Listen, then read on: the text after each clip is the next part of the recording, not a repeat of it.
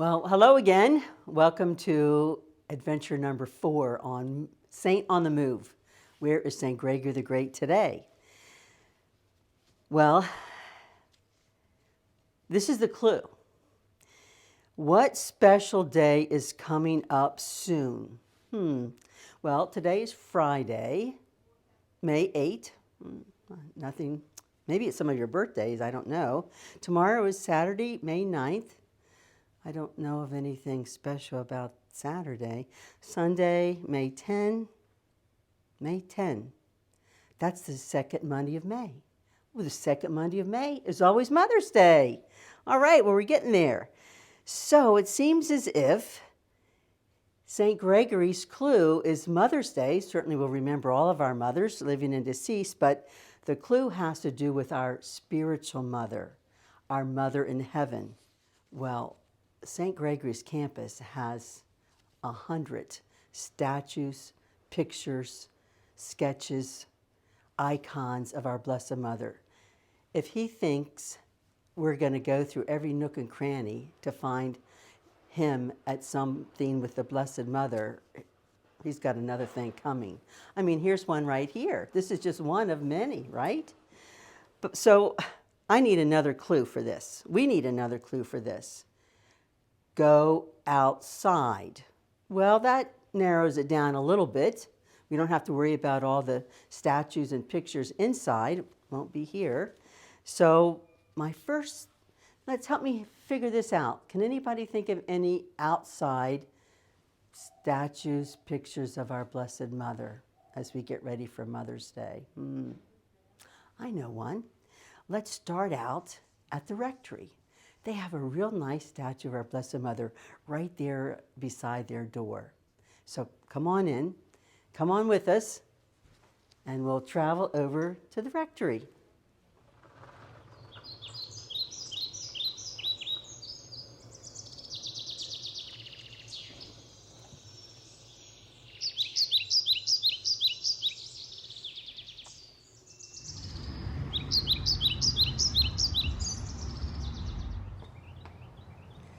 Well, here we are at St. Gregory the Great Rectory, where our Benedictine monks live. And the clue said something about the Blessed Mother on campus, and it was outside. So we're starting here. And here we have the image of the Blessed Mother. It comes really from the miraculous medal. And I bet many of you at home right now wear a miraculous medal. And the front of the miraculous medal is the Blessed Mother. She's standing on a globe. And who is she standing on? The serpent. You know who the serpent represents, right? In Genesis, Adam and Eve. It was the serpent who tricked Eve to eat from the forbidden fruit. And so that's why sometimes we call Mary the new Eve, because she is going to trample on the serpent.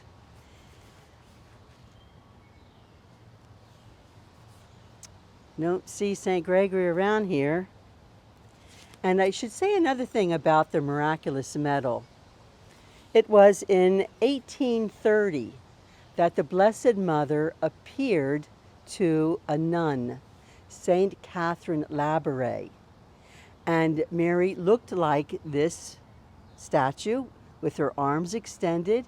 And Mary told Saint Catherine Labouré, have a medal made in my image.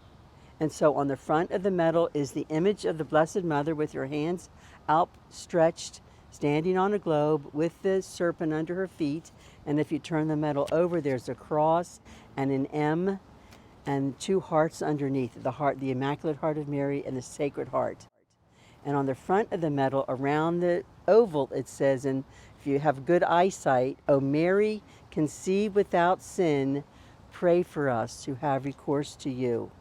And the Blessed Mother promised that anyone who wore the medal faithfully, they would receive great favors.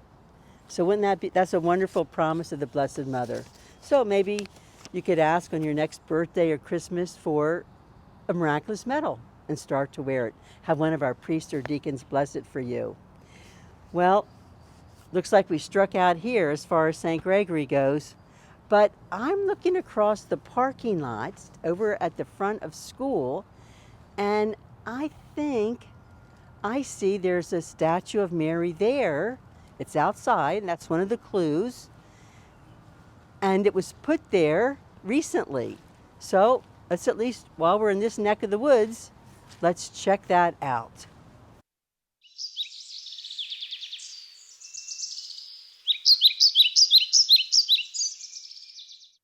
So here we are, trying to find Saint Gregory the Great, hiding out on us. He told us to go outside to some devotion statue picture of the Blessed Mother. So we tried the rectory, and here we are at the school, front door of school, Scholastica Hall. And this Blessed Mother statue was placed here, I think it was last week when the school had a virtual May procession. So let's see. This statue looks very similar to the one from the rectory, arms outstretched, standing on a globe. We have some beautiful flowers here, but I don't see Saint Gregory peeking out from any place. You think he might like to hide in the pansies, but,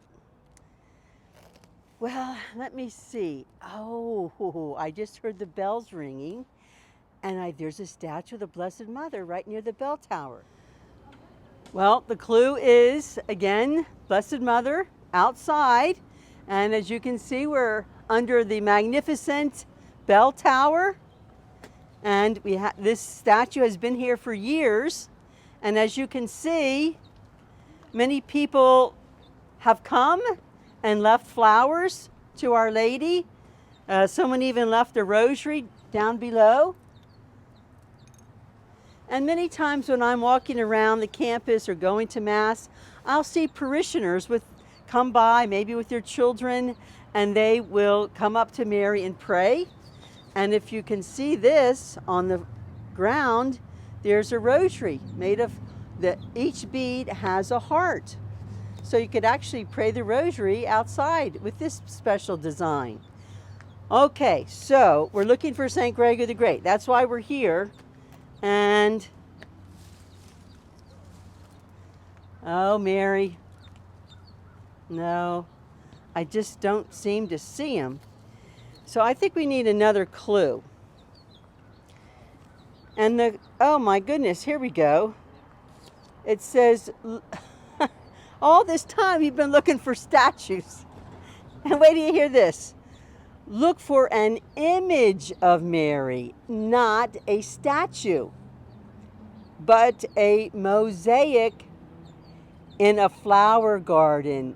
Oh, I think we all know where we're headed now. Are we ready? Our Lady of Guadalupe, I bet. Let's head in. Here we are. Hopefully we find St. Gregory here. Our Lady of Guadalupe's garden. And we thank our faithful parishioners for keeping her garden so fresh and lovely for us and in honor of Mary. So, I'm sure everyone out there knows the story about Our Lady of Guadalupe. And of course, you could always look it up, do some research if you want more. So I'll just remind us of the basic facts. It was 1531. In Mexico, near Tepeyac Hill, and there was a man named Juan Diego, and he was walking through the desert, and lo and behold, this woman appears to him, looking just like this. And the bottom line is, the lady said to Juan, I would like a shrine built in this place. Well, there was no way Juan Diego could do that by himself or without the permission of the bishop, so he takes off to the bishop's house, and the bishop was like, I'm not going to believe you until I see a sign from Mary. So a couple days later, on December 12th, which just happens to be the feast day of Our Lady of Guadalupe, Juan Diego meets Mary again and says to her, the bishop needs a sign. And so Mary says, over there are some roses. So Juan Diego goes to the roses. he had like a poncho or a tilma on, and he gathered it up, and he would take the roses, and he put them in the poncho or the tilma, and he went to the bishop's house, knock, knock, "Bishop, here's the sign from the lady." And he opens his mantle, his poncho, and sure, the rosaries fall down to the ground. And Juan Diego thought, that's the sign. That was not the sign. The sign was a miracle happened. On her tilma, on his tilma, was the image of the lady. And so, sure enough, the bishop believed, a shrine was built, and over the years, a basilica was built. And to this day, millions of people go to Mexico, to Our Lady of Guadalupe Basilica, and pray to her for their intercession, for their special intentions. And there's someone that's very special to our parish who had a great devotion to Our Lady of Guadalupe. We know Father Eric is our pastor now. Before Father Eric, it was Father Mario.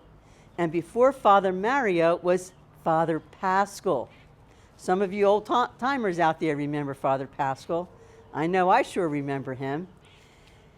And he was the one responsible for so many of the buildings around our campus and our building of our church, which was dedicated in January of 1988. And I'm pretty sure probably when the church was built, Father Pascal wanted a special garden just for Our Lady. He had a great, great devotion to Mary under that title. In fact, I don't know how many pilgrimages he went to the basilica. And many times he would take parishioners who would sign up to go with him. And it was a great time of blessing for them. So maybe some of you have visited the shrine or the basilica, or maybe sometime in the future that might be on your bucket list to remember Our Lady of Guadalupe. And because of Father Pascal, our parish has a great devotion to her. And of course we have, as you know, many Hispanic families that Our Lady under this title is special to them too. So let's see, that was a nice story to remind us all of Our Lady of Guadalupe and Juan Diego, but still no trace of Saint Gregory. No.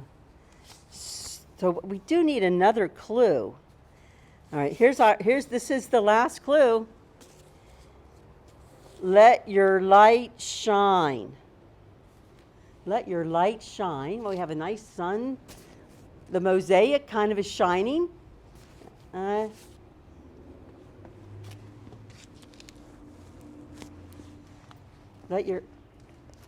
my. There is our candle case. Many parishioners will get a candle from our front office, or when the gift store's open, the bookstore's open, they'll get a candle from there and they'll light it. Oh, do you see him? There he is, right behind one of the candles. Oh, Saint Gregory, you really led us on a trip this time. We were all over. We went to the rectory, we went to the school, we went to the bell tower, we went here to Guadalupe, and there you are in the candle case, just waiting for us to find you. Well, we got you, thanks to your clues. So, like I said, many people, as you can see, there's some empty candles that have already been finished. The candles last for about a week. So, like I said, if you ever want to come by and get a candle, pay for it. I think it's $5 donation, and you can light it for a special intention. And be here in Our Lady of Guadalupe Chapel. Well, what do you see here? Here's a candle. I think Saint Gregory left us a candle, and he is so thankful that we spent the last few minutes honoring our Mother in Heaven, our Blessed Mother, that he wants us to light this candle for, guess who? For all of our moms. All of our moms, living and deceased, our grandmoms, our stepmoms, our foster moms, our godmothers. And so we're going to light this. Hopefully the wind won't get in our way. And, okay, we got it lit. And we're going to put it here in front of our Blessed Mother, Our Lady of Guadalupe. And that will be our intention for the candle. Okay? We are the light of the world. May our light shine before all, that they may see the good that we do and give glory to God. Gentle woman, quiet light, morning star, so strong and bright, gentle mother, peaceful dove, teach us wisdom, teach us love. And Saint Gregory just wants to remind everybody one more time, today's Friday night, so Saturday at 7 p.m. is our Spanish Mass, Sunday at 11 a.m. is English Mass for the weekend, fifth Sunday of Easter season. Monday at 6 p.m. we'll have confessions available with our priest, and Monday after 6 p.m. we'll have episode 5 of Where's Saint Gregory. This is episode 4. So we hope you tune in to us, and God bless. Happy Mother's Day, everybody.